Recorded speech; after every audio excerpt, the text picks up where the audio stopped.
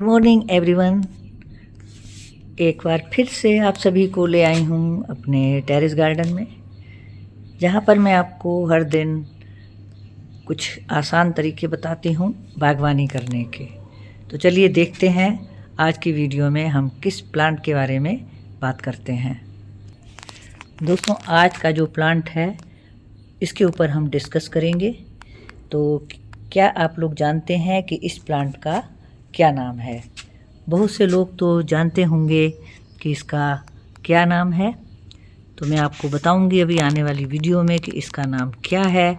तो पहले आप देख लें कि इस तरीके से इसकी पत्तियां होती हैं जो कि काफ़ी सुंदर होती हैं, और जो इसकी नई नई पत्तियां आती हैं वो होती हैं गोल्डन कलर में, जो हमारे गार्डन को गोल्डन लुक देती हैं। ये इसकी नई नई पत्तियां आती हैं।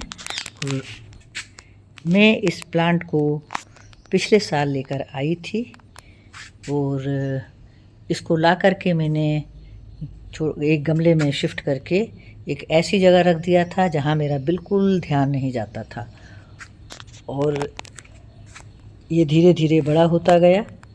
ऐसी जगह रखा था जहाँ पर इसको सुबह की थोड़ी सी धूप मिलती थी, लेकिन ये उसी में भी अच्छे से चल रहा था। लंबा लंबा सा ये हो गया था, और आप पोट देख सकते हैं। जब से मैं लाई हूँ तो मैंने इस प्लास्टिक के बोतल में ही इसको लगाया हुआ है, और अब ये काफ़ी बड़ा हो गया है। आज अचानक ही मेरी इस पर नज़र गई तो मैंने देखा ये तो काफ़ी बड़ा प्लांट हो गया है, और मैं इसका नाम ही भूल गई थी। आपको सच में बताऊं, मैं भूल गई थी कि इसका क्या नाम है। फिर मैंने गूगल पर सर्च किया तो इसका नाम बताया गोल्डन डोरेंटा या डोरेंटा इरेक्टा। इस प्लांट को लोग लगाते हैं, बहुत खूबसूरत लगता है। अधिकतर लोग इसे लगाते हैं हैज के रूप में या बाउंड्री कवर करने के रूप में इसको लगाते हैं। तो मुझे तो इतना पहले नहीं पता था कि कैसे लगाते हैं, मैंने तो और प्लांट की तरह इसे लगा दिया था। और आज मैंने देखा कि इसमें इस तरीके के फूल आए हुए हैं। फूल काफ़ी सुंदर हैं, पर्पल कलर के हैं और छोटे छोटे गुच्छों के रूप में हैं, और हर ब्रांच में ये निकलेंगे। मैं देख रही हूँ कि इसमें देखिए छोटी छोटी बड्स जो हैं हर ब्रांच में बन रही हैं, और ये गुच्छों में निकलेंगे। कलर भी आप देख रहे हैं बहुत सुंदर है।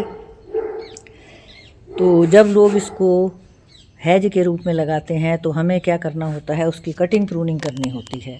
आपने अक्सर देखा होगा बाहर लोगों के हैज के रूप में लगे होते हैं या बाउंड्री कवर करने के लिए इसको लगाते हैं। तो जब इसकी हम कटिंग प्रूनिंग करेंगे तभी वो सही लगते हैं हैज के रूप में, तब इसमें फिर फूल नहीं आएंगे। उस समय हमें फ्लावर इसमें नहीं मिलेंगे क्योंकि इसकी कटिंग प्रूनिंग होती रहती है।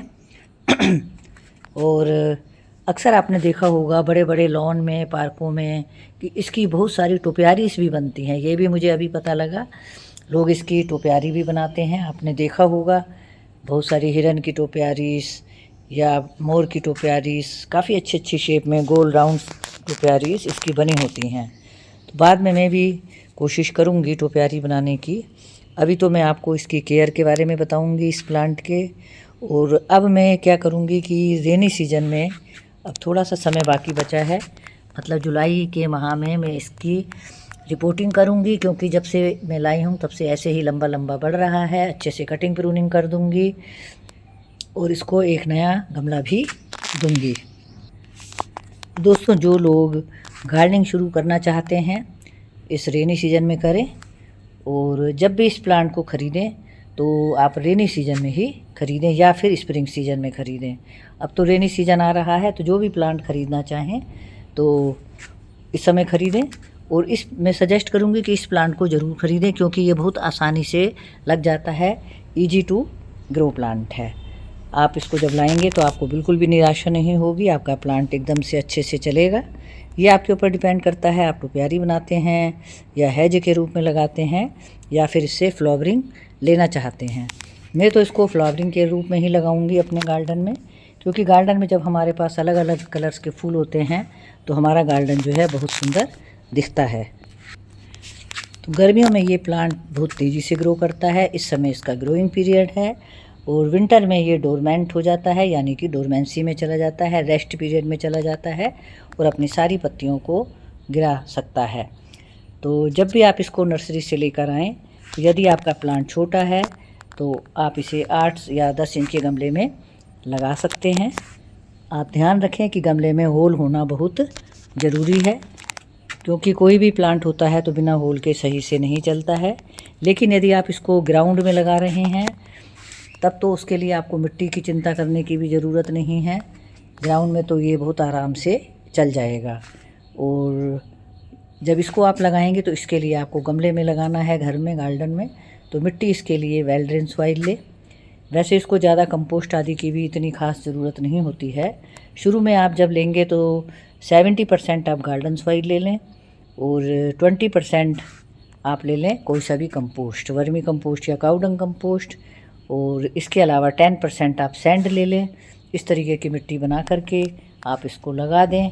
थोड़ा सा नीमखली जो है, नीमखली पाउडर भी इसमें डाल दें, जिससे कि फंगस आदि नहीं लगता है।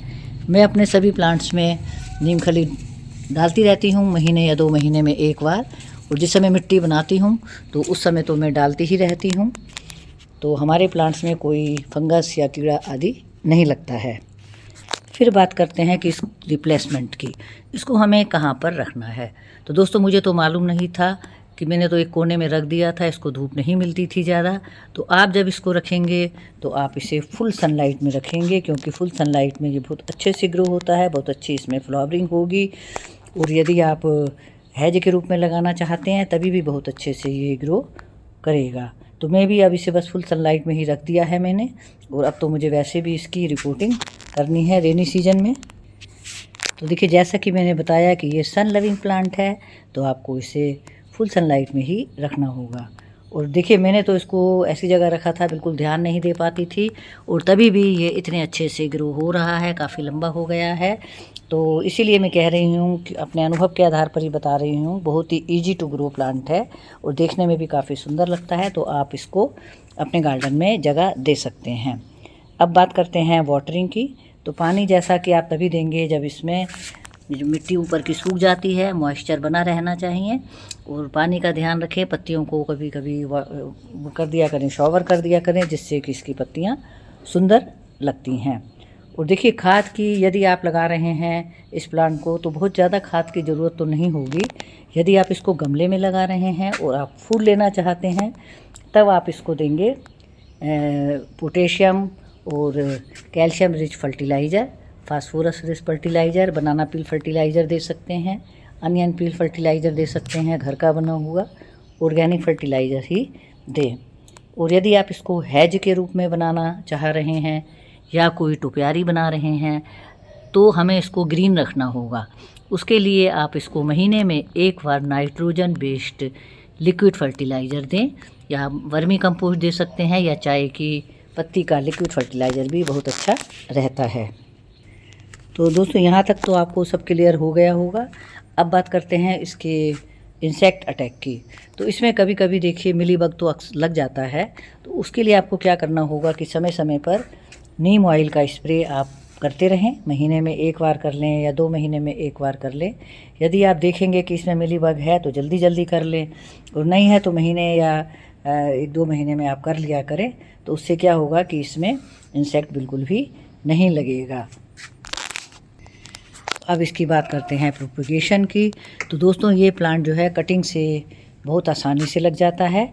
अब जब मैं इसको रिपोर्ट करूंगी तब आपके साथ शेयर करूंगी, और मैं कटिंग से बहुत सारे प्लांट इसके बना लूँगी, क्योंकि इसकी जो कटिंग है वो पतली से पतली कटिंग भी हमारी लग जाएगी।